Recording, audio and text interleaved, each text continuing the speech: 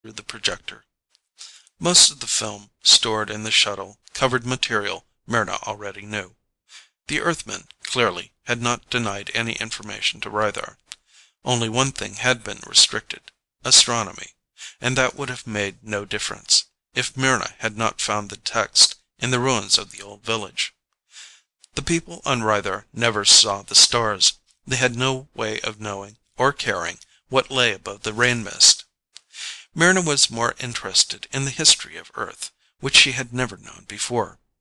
She studied the pictures of the great industrial centers and the crowded countryside. She was awed by the mobs in the city's streets and the towering buildings. Yet she liked her own world more: the forests and the clear running brooks, the vast, uncrowded open spaces. It puzzled her that the people of Earth would give the Rytharian paradise to a handful of children when their own world was so overcrowded. Was this another form of the madness that had driven the people in the wheel to destroy themselves? That made a convenient explanation, but Myrna's mind was too logical to accept it. One film referred to the founding of the original colony on Rythar, a planet in the Sirian system which had been named for its discoverer. Rythar, according to the film, was one of a score of colonies established by Earth. It was unbelievably rich in deposits of uranium. That, Myrna surmised, was the name of the sacrificial ore they sent up in the god cars. The atmosphere and gravity of Rythar duplicated that of Earth. Rythar should have become the largest colony in the system. The government of Earth had originally planned a migration of 10 million persons. But after 12 months, the survey colony was destroyed by an infection, Myrna read on the projection screen, which has never been identified. It is simply called the sickness. The origin of this plague is unknown. No adult in the surveyed colony survived. Children born on Rythar are themselves immune, but are carriers of the sickness.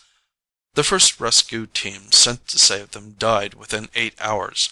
No human being, aside from these native-born children, has ever survived the sickness. Now Myrna had the whole truth. She knew the motivation for their madness of self-destruction. It was not insanity, but the sublime courage of a few human beings sacrificing themselves to save the rest of their civilization. They smashed the guardian wheel to keep the sickness there, and Myrna had already escaped before that happened. She was being hurled through space toward Earth, and she would destroy that too. If she killed herself, that would in no way alter the situation. The ship would still move in its appointed course. Her body would be aboard. Perhaps the very furnishings in the cabin were now infected with the germ of the sickness.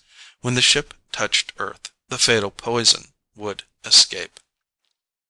Dully, Myrna turned up another frame on the film, and she read what the Earthmen had done to help Rythar. They built the guardian wheel to isolate the sickness. Seated in metal immunization suits, volunteers had descended to the plague world and reared the surviving children of the colonists until they were old enough to look out for themselves.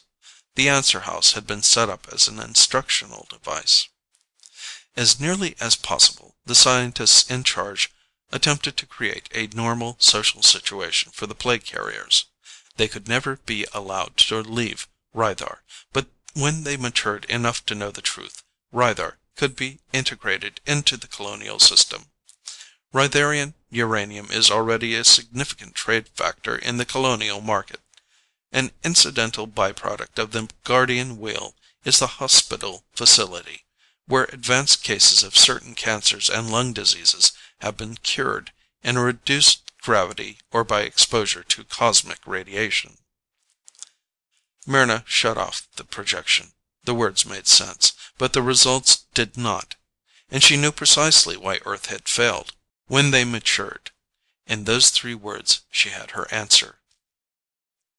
And now it didn't matter. There was nothing she could do. Her ship was a poisoned arrow aimed directly at the heart of man's civilization. Myrna had slept twice when the auto pickup lurched out of the time drive, and she was able to see the stars again. Directly ahead of her she saw an emerald planet, bright in the sun, and she knew instinctively that it was Earth. A speaker under the viewport throbbed with the sound of a human voice. "Auto Shuttle SC-539, attention, you are assigned landing slot 731, Port Chicago. I repeat, 731. Dial that destination. Do you read me?"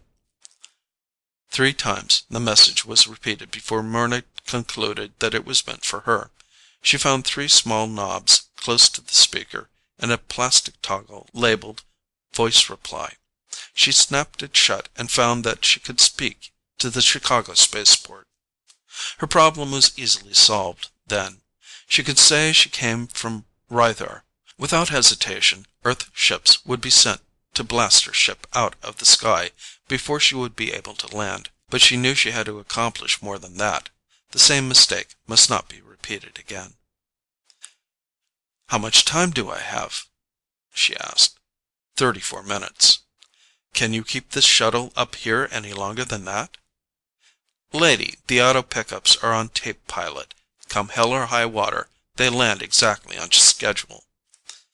"What happens if I don't dial the slot destination?" "We bring you in on an emergency, and you fork over $1,000 fine." Mryna asked to be allowed to speak to someone in authority in the government. The Chicago port manager told her the request was absurd. For 9 minutes Mryna argued, with a mounting sense of urgency, before he gave his grudging consent. Her trouble was that she had to skate close to the truth without admitting it directly. She could not, except as a last resort, let them kill her until they knew why the isolation of Rythar had failed. It was 13 minutes before landing when Mryna finally heard an older, more dignified voice on the speaker. By then the green globe of Earth filled the sky. Mryna could make out the shapes of the continents turning below her. The older man identified himself as a senator elected to the Planetary Congress. She didn't know how much authority he represented, but she couldn't afford to wait any longer. She told him frankly who she was. She knew she was pronouncing her own death sentence, yet she spoke quietly. She must show the same courage that the Earthmen had when they sacrificed themselves in the Guardian Wheel. "Listen to me for 2 minutes more before you blast my ship," she asked. "I rode the God car up from Rythar. I am coming now to spread the sickness on Earth, because I wanted to know the truth about something that puzzled me. I had to know what was above the rain mist. In the answer house you would not tell us that. Now I understand why. We were children. You were waiting for us to mature. And that is the mistake you made. That blindness nearly destroyed your civilization. You will have to build another Guardian Wheel. This time don't hide anything from us because we're children. The truth makes us mature, not illusions or taboos. Never forget that. It is easier to face a fact than to have to give up a dream we've been taught to believe.